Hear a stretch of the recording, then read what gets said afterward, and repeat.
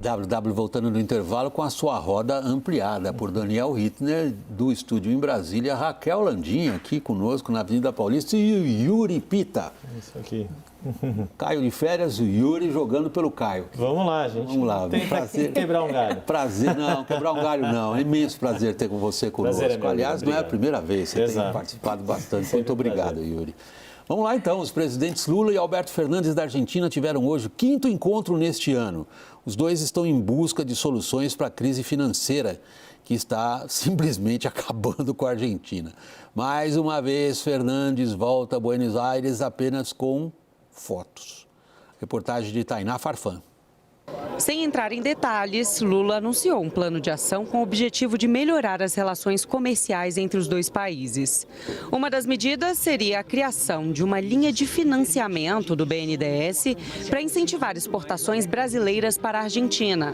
Não faz sentido que o Brasil perca espaço no mercado argentino para outros países, porque esses oferecem crédito e nós não.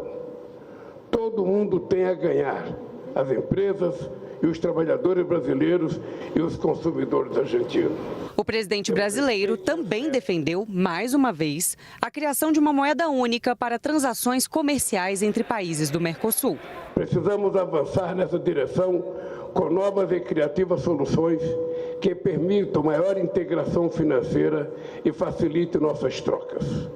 Entre as opções está a adoção de uma moeda de referência específica para o comércio regional que não eliminará as respectivas moedas nacionais. A Argentina, que terá eleições presidenciais em outubro, enfrenta uma grave crise econômica com a inflação acima dos 3 dígitos. Mesmo assim, o ministro Sérgio Massa, homem forte da economia e anunciado como candidato do peronismo nas eleições presidenciais, não fez parte da comitiva de Alberto Fernandes, que veio a Brasília para a agenda bilateral em busca de socorro financeiro com Lula. Da última vez que esteve aqui, no começo de maio, Fernandes ouviu de Lula a promessa de viabilizar uma saída junto ao Banco dos BRICS, presidido por Dilma Rousseff. Uma delegação da Argentina, daquela vez com Sérgio Massa presente, chegou a viajar à China. Mas, por conta do que prevê o Estatuto do Banco, essa alternativa acabou se mostrando inviável. Na ocasião, Lula disse a Fernandes que estava muito apreensivo com a situação de seu país e prometeu ajuda.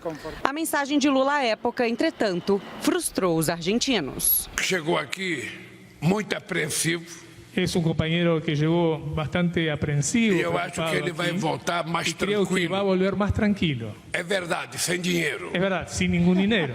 Mas com muita disposição política. Na reunião desta segunda-feira, o presidente argentino recebeu novas promessas de financiamento, mas retorna a Buenos Aires novamente sem dinheiro. Daniel Hittner, me deu até pena do Alberto Fernandes essa frase do Lula. Porque o Alberto Fernandes foi tão sincero.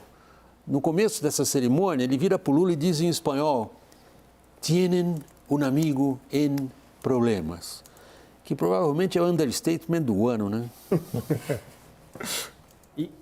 E uma declaração repetida, tão repetida que esse foi o 5º encontro entre Alberto Fernandes e Lula. A gente estava fazendo um levantamento aqui na CNN, William, que os dois presidentes já se encontraram mais do que o número de audiências concedidas por Lula a 23 de seus ministros, ou seja, mais da metade do gabinete presidencial na esplanada dos ministérios teve menos reuniões com o presidente do que o presidente da Argentina. Agora, sai de mãos vazias, sai com menos certamente do que queria.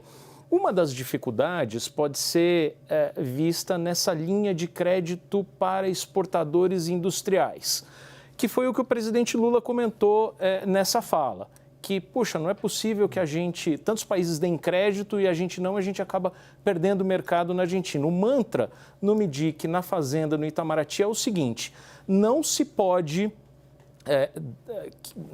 ter uma solução, uma vontade política que se sobreponha às soluções técnicas.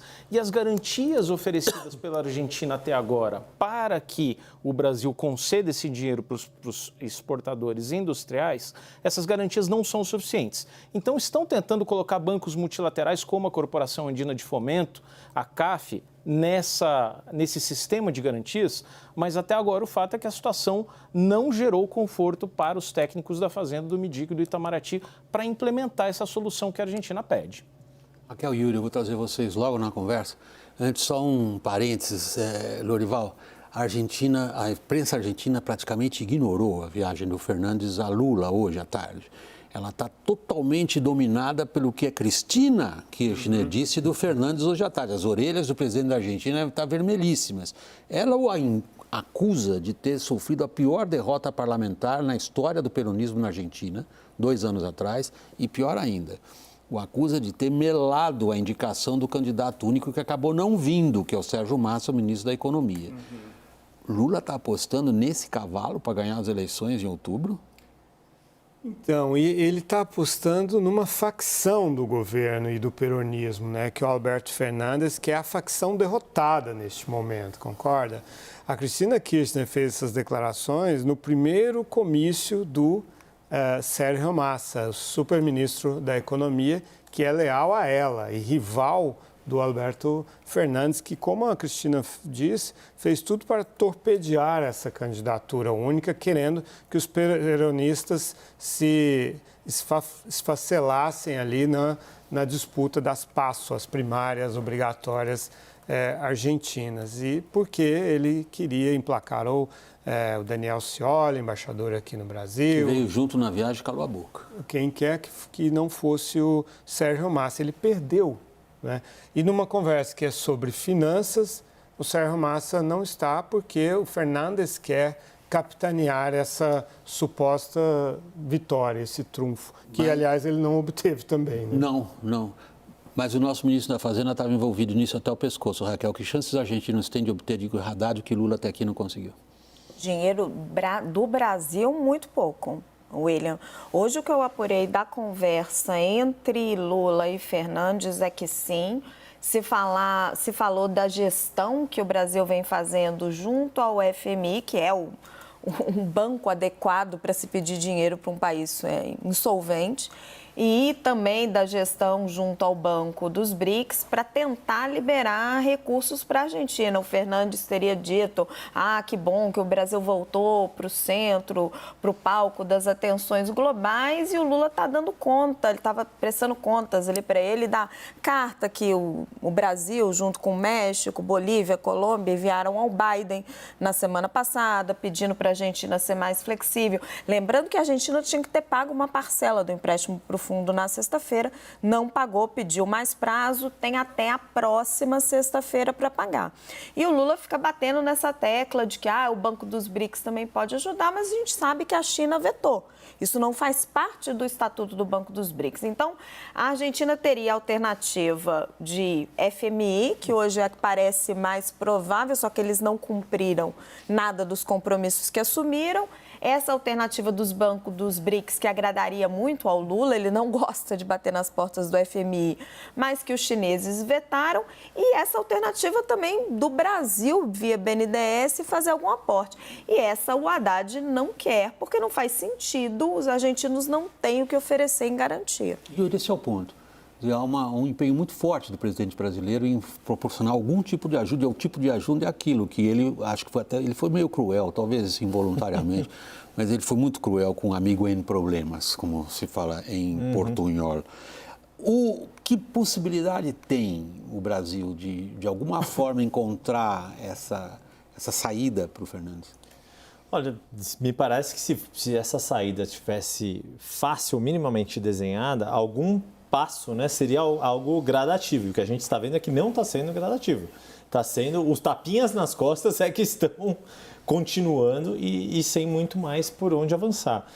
E me parece que é muito mais pelo gesto político e por toda o quanto a situação da Argentina se tornou parte da nossa disputa política, né? O quanto, quando havia Bolsonaro como um governo de direita no Brasil e Alberto Fernandes como um governo de esquerda, havia esse enfrentamento. O quanto foi tantas vezes citado a Argentina na disputa de 2022 aqui.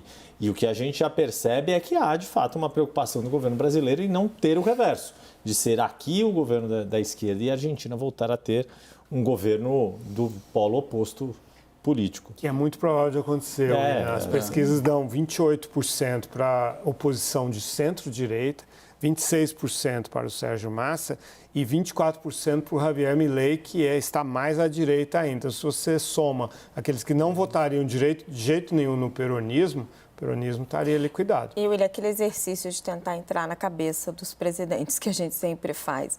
Acho que o Lula, pela vontade dele, socorreria os argentinos. Ele já falou em usar o BNDES lá atrás para financiar a obra do gasoduto. Nestor Kirchner. Exato, o gasoduto Nestor Kirchner. E o impacto político no Brasil foi muito ruim. Esse foi um dos temas da campanha eleitoral. Pega muito mal quando o Lula fala que vai usar dinheiro do BNDES para fazer obra no exterior ou que vai gastar o dinheiro do contribuinte brasileiro com a Argentina ou com Venezuela. Então, só um minutinho, Dani. Então, ele fica com essa restrição política que o Haddad percebeu. A gente tem o histórico dos calotes aí que ainda não foram pagos de Cuba e de Venezuela. E aí o Lula fica um pouco de mãos atadas. Eu posso apostar que ele não está gostando. Você sabe que é justamente esse um dos pontos que você está destacando que também permeiam as conversas. Por quê? A Argentina tem insistido muito numa linha de crédito, possivelmente do BNDES, talvez do Banco do Brasil, que faça o seguinte: a Argentina não tem dólares para pagar suas importações, incluindo importações de produtos industriais, produtos fabricados no Brasil. Então, a proposta é a seguinte: o BNDES ou o Banco do Brasil dá um dinheiro ali, quer dizer, paga em reais à vista para o exportador, para a empresa brasileira recebe esse dinheiro e aí a Argentina diz o seguinte, fala, olha, daqui a 360 dias nós pagamos ao governo brasileiro, nós pagamos via Banco Central o BNDES. O problema é o seguinte, acreditar que em 360 dias esse dinheiro vai aparecer. Porque aí a vontade política do governo é de implementar essa linha.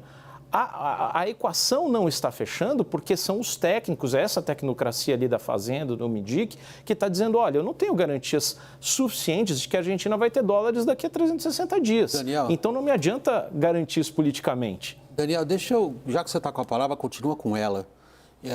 Há uma insistência do Lula em acordos comerciais. No caso da Argentina, não é bem um acordo, mas nós estamos tentando, de uma forma ou de outra, criar mecanismos, criar instrumentos em que haja um entendimento, no caso, por exemplo, para favorecer exportadores brasileiros.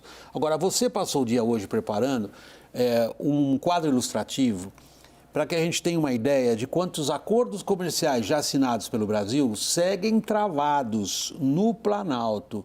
Por favor, Daniel.